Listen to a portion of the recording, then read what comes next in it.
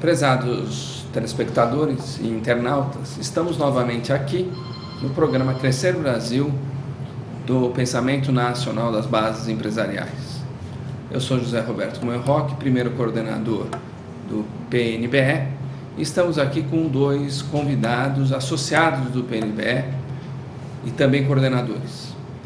Luiz Otávio, especialista em tributação e métodos anticorrupção, e Tucunduva, Dr. Tucunduva, especialista em tributarismo e detentor do escritório de advogados Tucunduva Advogados Associados. Estamos aqui para discutir a questão tributária no Brasil e a questão da justiça social. Já tivemos um programa no mês passado sobre a questão da reforma tributária e os impactos na vida empresarial. Desta feita, estaremos continuando esta discussão com esses nossos dois convidados e discutindo um pouco sobre a questão e do link justiça social, reforma tributária e o que isso impacta na vida dos nossos cidadãos e dos empresários. Então, bem-vindo a vocês dois. Vamos aí discutir esse aspecto importante da vida brasileira. Então, para começar a esquentar,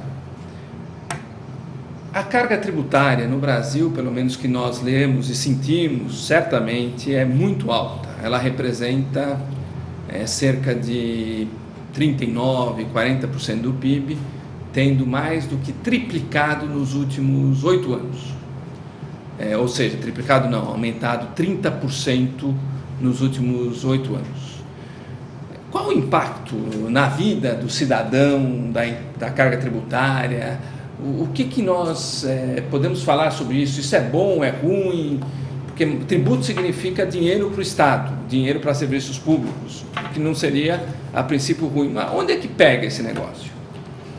Luiz, nós podemos começar com você. Agradeço o convite do PNBE, Roque, Tucunduva.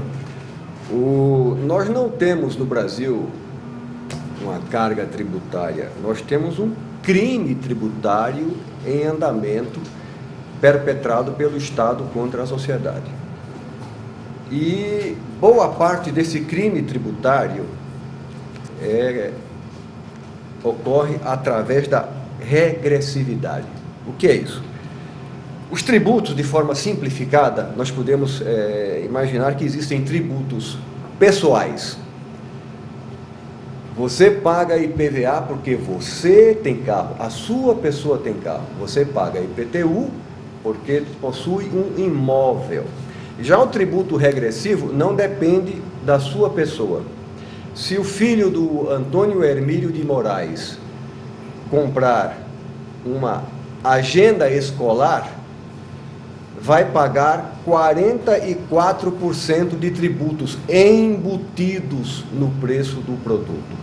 Assim como o filho da pessoa mais pobre que exista no Brasil. Isto significa regressividade. Os tributos pesam mais para quem ganha menos, porque está embutido no produto. E eu vou ler aqui trechos de artigos que foram publicados no Estadão de outubro de 2000. Este é um assunto já muito conhecido pelos analistas e estudiosos. E em maio de 2003.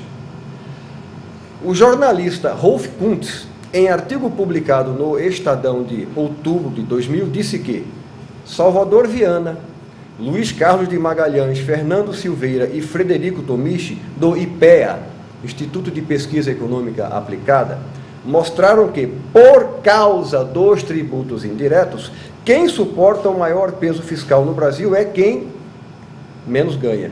Os pesquisadores do IPEA mostraram também que a regressividade é maior nas áreas onde se encontra a maior pobreza. E Joelmir Betting, em setembro de 2001 e maio de 2003, disse que cerca de 70% da carga fiscal, da carga tributária, do crime tributário cometido no Brasil, são impostos indiretos. E disse ainda que nosso modelo tributário é o principal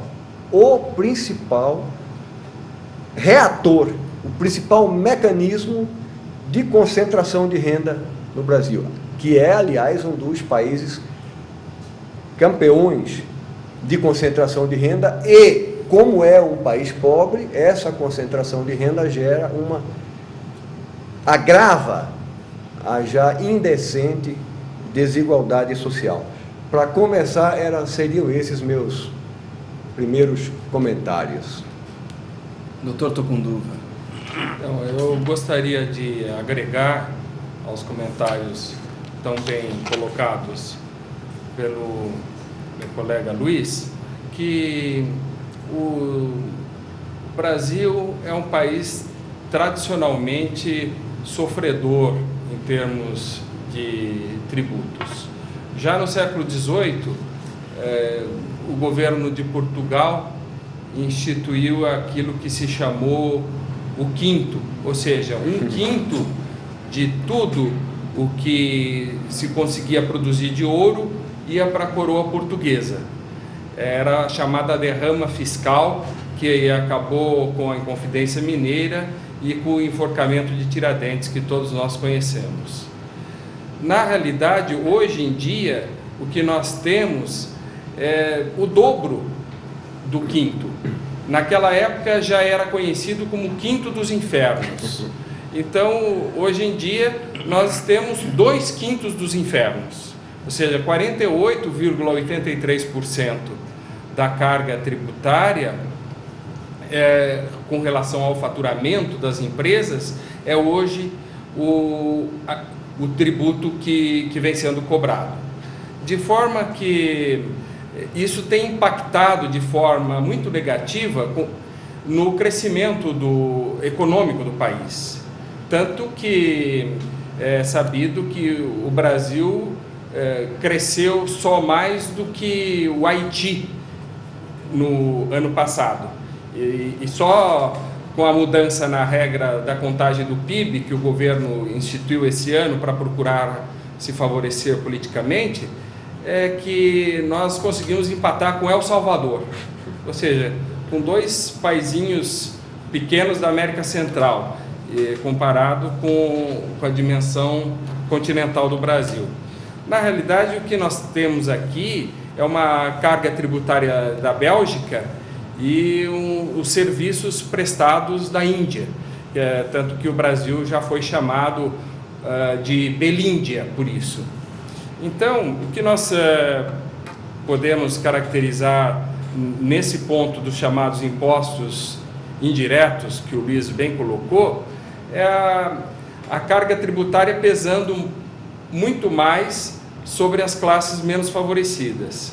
De forma que em países mais desenvolvidos, nós assistimos uma alíquota em torno de 7% da chamada Sales Tax, que é o imposto sobre as vendas, seria o equivalente ao ICMS aqui no Brasil. E o ICMS aqui no Brasil é da ordem de 18% em São Paulo.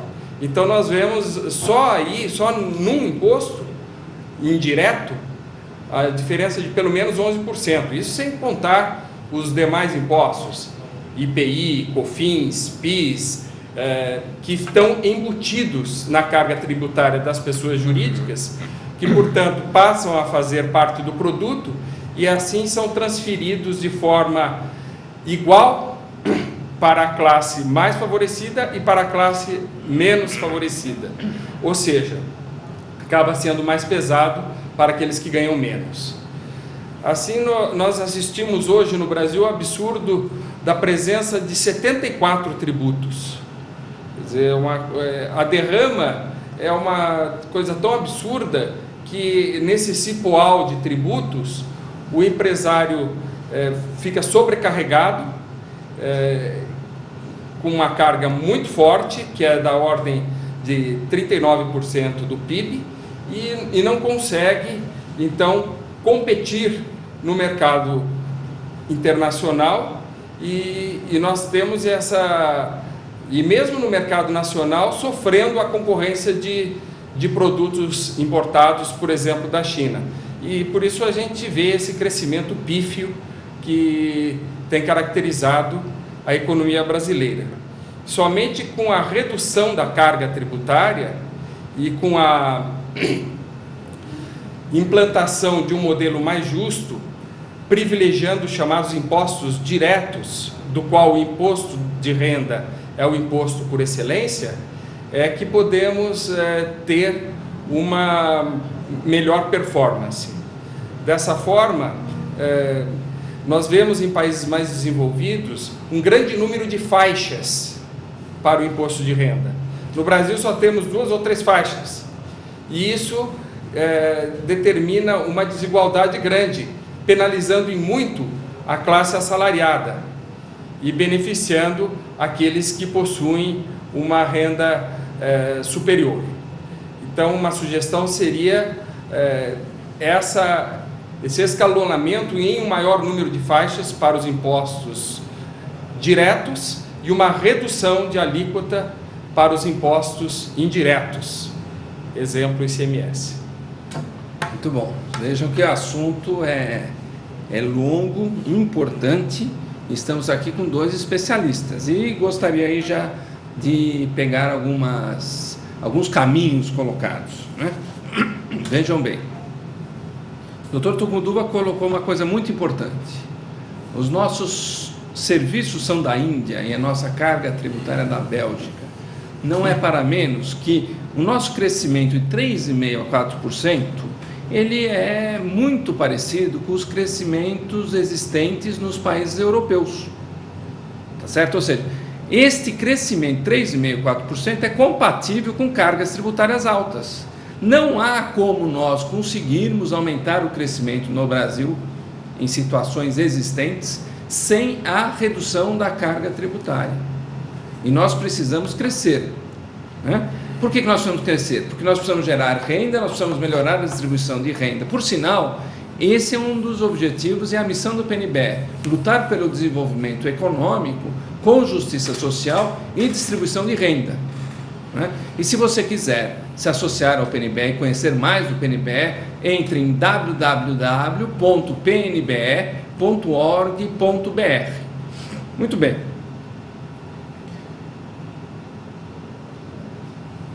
Meus caros companheiros de PNBE e aqui de programa, o que a carga tributária tem a ver com a informalidade, com a corrupção e com a geração de emprego?